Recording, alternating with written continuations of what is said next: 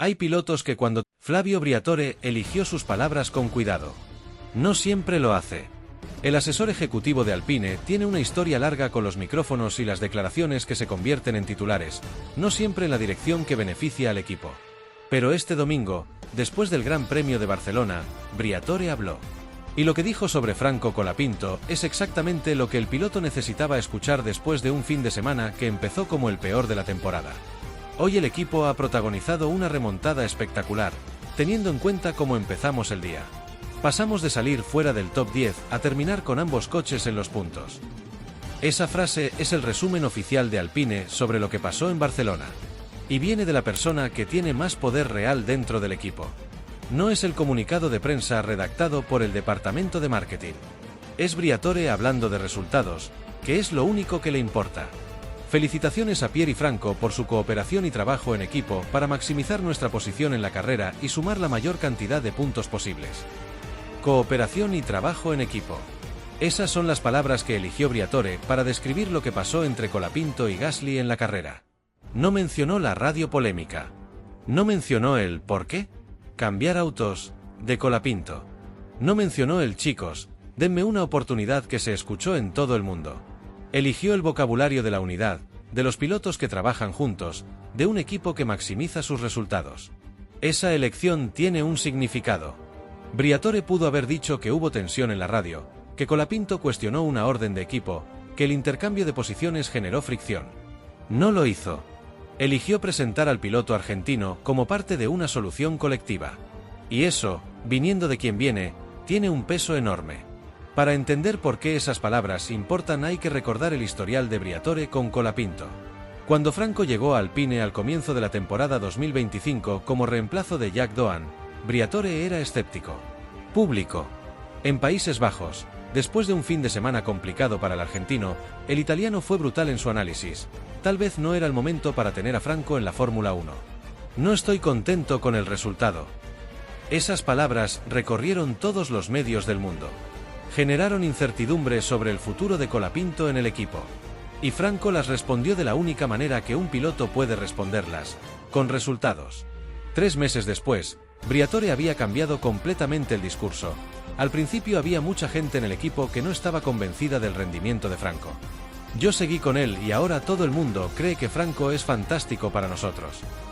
Un giro de 180 grados. De quizás no era el momento, a todo el mundo cree que es fantástico. Y ese giro fue el que abrió la puerta a la confirmación de Colapinto para 2026. En Barcelona, Briatore volvió a hablar bien de Colapinto. Esta vez en el contexto de uno de los fines de semana más complicados de la temporada. El auto fue el peor del año, según las propias palabras de Franco el viernes. El alerón nuevo no llegó. La clasificación quedó en Q2. Y aún así, Briatore habló de remontada espectacular. De cooperación. De trabajo en equipo. El asesor ejecutivo también fue honesto sobre el problema estructural que sigue teniendo la 526. Nuestro coche parece rendir mejor y ser más competitivo los domingos que los sábados, y necesitamos encontrar rápidamente la manera de mejorar nuestro rendimiento general. Eso es una admisión importante. El Alpine gana vueltas en la carrera pero pierde tiempo en la clasificación, y esa brecha entre el ritmo de carrera y el ritmo de quali es exactamente lo que hay que resolver para dar el salto que el equipo necesita. La comparación entre el Briatore que cuestionó a Colapinto en Países Bajos y el que elogió su trabajo en equipo en Barcelona dice algo sobre el camino que recorrió Franco en este equipo. Hay pilotos que cuando reciben críticas públicas de su jefe se quiebran, bajan el rendimiento o entran en conflicto abierto. Colapinto respondió de otra manera. Siguió corriendo, siguió sumando puntos, siguió siendo el más rápido de los dos Alpines semana tras semana y terminó ganándose el reconocimiento público de la persona más difícil de convencer dentro del equipo. Y por otra parte, hay cosas que la Fórmula 1 no había visto antes de Franco Colapinto. Una de ellas es lo que pasó este fin de semana en las tribunas del Circuit de Barcelona-Cataluña. Cientos de argentinos viajaron miles de kilómetros para estar ahí, para verlo, para gritarle el nombre, para que sepa, en medio de esa vorágine de ingenieros y estrategas y telemetría, que del otro lado de las vallas hay gente que lo quiere de verdad. Lo impactante no es que haya fanáticos argentinos en una carrera de Fórmula 1. Lo impactante es la intensidad. La cantidad de banderas celestes y blancas que aparecieron en el paddock desde el jueves. Los grupos de personas esperando horas con remeras de Colapinto, con carteles escritos a mano, con el número 43 pintado en la cara. Ese fervor que en Argentina es natural, casi instintivo, pero que en el contexto de la Fórmula 1 resulta completamente fuera de escala. Y Colapinto lo sabe. Cuando pasa frente a esa gente y escucha ese griterío, algo cambia en su cara. No es la cara del piloto que está en modo trabajo, calculando tiempos y pensando en setups. Es la cara de un pibe de 23 años que entiende exactamente lo que representa para toda esa gente. Que entiende que muchos de ellos no tienen plata de sobra y aún así cruzaron el Atlántico. Que entiende que lo están mirando como a un héroe, y que eso es un peso enorme y un combustible extraordinario al mismo tiempo. Las imágenes de Franco firmando autógrafos en Barcelona se viralizaron en minutos. Camisetas, gorras, fotos, banderas. Firmas una tras otra, sin apuro, mirando a los ojos, diciendo 2 palabras a cada persona. Eso no lo hace un piloto que está cumpliendo con una obligación. Eso lo hace alguien que genuinamente conecta con su gente. Este fin de semana, el contexto es especial también por el Mundial de Fútbol. El certamen arrancó en México, y en Barcelona hay una mezcla de atmósferas que no se da todos los días. La selección argentina va a debutar en los próximos días, y el paddock entero sintió eso. Colapinto llegó al Media Day con una camiseta especial de la albiceleste. Una edición diseñada para el Mundial, celeste y blanca, con detalles que hacen referencia directa al torneo. La escena fue inevitable. Pierre Gasly y Franco Colapinto pateando un arco improvisado en uno de los accesos al paddock, con Alpine grabando todo para sus redes. Gasly, con su historia particular contra Argentina en Qatar 2022, aceptando el desafío deportivo con una sonrisa. Y cuando Colapinto metió el gol, gritó. Levantó los brazos, corrió unos pasos, y la imagen fue exactamente la que todos querían ver.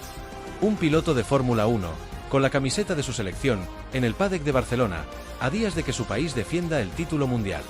La carga emocional de esa escena para un argentino es difícil de explicarle a alguien que no lo es. Pero la Fórmula 1 también pone los pies en la tierra. El viernes de prácticas fue duro. El auto de Alpine no rindió como se esperaba. Las temperaturas en Barcelona son altas, el grip de la pista estuvo bajo durante todo el día, y Colapinto terminó 10º en la primera sesión y 15º en la segunda. El propio Franco fue brutalmente honesto en su declaración post-práctica. Fue el peor viernes de la temporada. El auto estaba inmanejable en ciertas condiciones. 4 o 5 segundos más lento que los de punta en ritmo de carrera. Esa honestidad es parte de lo que hace a Colapinto diferente. No busca excusas. No esconde los problemas detrás de frases diplomáticas. Dice lo que siente, lo que vivió, lo que no funcionó. Y eso, paradójicamente, genera aún más confianza en la gente que lo sigue. Esos argentinos en las tribunas no están ahí porque Colapinto gane carreras todos los domingos. Están porque Franco les da algo que la Fórmula 1 pocas veces regala: autenticidad. Un piloto que habla como habla, que siente como siente, y que cuando ve las banderas de su país en una tribuna española no puede evitar que algo se le mueva adentro. El sábado llega la clasificación.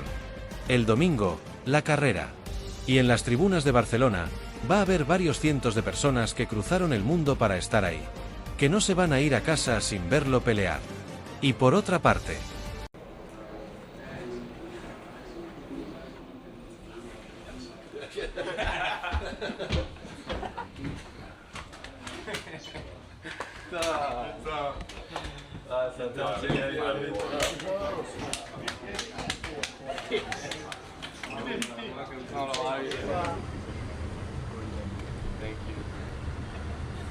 Flavio Briatore habló. Y cuando Briatore habla en la Fórmula 1, el paddock entero presta atención. No porque siempre diga lo que uno quiere escuchar, sino porque rara vez dice algo sin tener una razón para decirlo. El hombre que resucitó Renault, que construyó imperios en el pit lane, que volvió a Alpine como asesor ejecutivo con más poder real del que muchos directores técnicos han tenido en sus vidas, abrió la boca sobre Franco Colapinto. Y lo que dijo no fue lo que muchos esperaban. Para entender el peso de sus palabras, hay que entender qué significa Briatore dentro de Alpine. No es un consultor más. Es el hombre que tiene la última palabra sobre decisiones estratégicas. El que habla directamente con los patrocinadores. El que define el perfil que el equipo quiere proyectar. Y cuando alguien con ese nivel de poder habla públicamente de un piloto, hay un mensaje detrás. La carrera de Franco Colapinto en la Fórmula 1 tiene una particularidad que no mucha gente recuerda. Antes de ser piloto titular de Alpine en 2026, Colapinto pasó por Williams. Llegó en la segunda mitad de la temporada 2024 como reemplazo de un piloto lesionado, corrió 14 grandes premios, sumó puntos en varios de ellos, y demostró en tiempo real que pertenecía a la categoría. Pero Williams no tenía un asiento libre para 2025. Y Alpine, que sí lo tenía, tomó la decisión de apostar por él. Esa apuesta no fue unánime dentro del paddock. Había voces que preferían dar ese lugar a pilotos con más experiencia en la categoría. Briatore fue uno de los que defendió la decisión de traer a Colapinto. Y desde entonces, ha seguido de cerca cada fin de semana, cada resultado, cada declaración. Lo que Briatore señaló en sus últimas declaraciones tiene que ver con el camino de largo plazo. No habló de resultados inmediatos. No habló de si Colapinto va a estar en los puntos este domingo en Barcelona. Habló de proceso, de construcción, de lo que se construye cuando un piloto joven tiene el entorno correcto. Y la conclusión implícita es que ese entorno, dentro de Alpine, existe. Este es el tipo de respaldo que un piloto de 23 años en su primera temporada completa necesita. No los aplausos fáciles cuando las cosas salen bien. El apoyo real cuando el viernes fue el peor de la temporada, cuando el alerón no llegó, cuando el auto estuvo a años luz de los de punta. Eso es lo que Briatore transmitió. Y Alpine, como equipo, está construyendo algo diferente a lo que construyó en el pasado reciente. Durante años, la escudería tuvo la reputación de ser un lugar donde los pilotos no duraban, donde las decisiones internas eran más importantes que los resultados en pista, donde los equipos de ingeniería y los pilotos no siempre trabajaban en la misma dirección. Eso cambió, y la relación que Colapinto tiene con el equipo es parte de ese cambio. El vídeo del tour técnico que Franco hizo con Gasly por las zonas de trabajo de Alpine dice mucho de esa nueva cultura. Dos pilotos que se interesan genuinamente por entender el auto, que hablan con los ingenieros, que forman parte del proceso de desarrollo. Eso no existía en el Alpine de hace 3 años. Para Colapinto, el respaldo de Briatore tiene un efecto práctico inmediato, la seguridad de saber que tiene tiempo. Tiempo para desarrollarse, para aprender, para cometer errores y corregirlos. Esa seguridad cambia la manera en que un piloto joven corre. No con el miedo de que un viernes malo puede costarle el asiento, sino con la libertad de atacar, de arriesgar, de probar cosas en pista. Y eso se ve en la pista. En Barcelona, con el peor auto de la temporada, Colapinto atacó. Pidió cambios agresivos. Fue honesto sobre los problemas. No se escondió. Esa actitud tiene nombre. Es la actitud de un piloto que sabe que el equipo está de su lado. El futuro de Colapinto en Alpine parece sólido. Briatore habló, y lo que dijo apunta en una sola dirección. Pero antes de pensar en el futuro, hay un presente que atender. El sábado llega la clasificación en Barcelona, y Franco necesita encontrar ese auto que el viernes no apareció. La historia sigue escribiéndose. Y por otra parte... Por eso, con Renault. Uy, mira Gasly. Enojadísimo, ¿no? Ah, perdón. Con Jordan, tenía razón. Me acordaba de amarillo, pero podía ser que... Claro. No, pero porque te acuerdas que también me confundí ahí porque el Renault tenía un poco de amarillo, pero me acuerdo que el auto era totalmente amarillo. Estuve allí cuando celebró Jordan la Cosworth, victoria. efectivamente. Bueno, Jordan Cosworth, bueno, eso pasó, Kimi terminó segundo, en definitiva, Kimi Raikkonen con el McLaren, que había sido dado como ganador. Y después, tercero, Fernando Alonso con el Renault. Fernando. El Gran Premio de Mónaco 2026 fue tan absurdo, tan descontrolado, que pasó algo que casi nunca se ve en la Fórmula 1. Hubo más penalizaciones que adelantamientos. Sí, leíste bien. En el circuito más prestigioso del mundo, donde se supone que corren los mejores pilotos del planeta, los comisarios repartieron sanciones como si fueran caramelos. Una atrás de otra.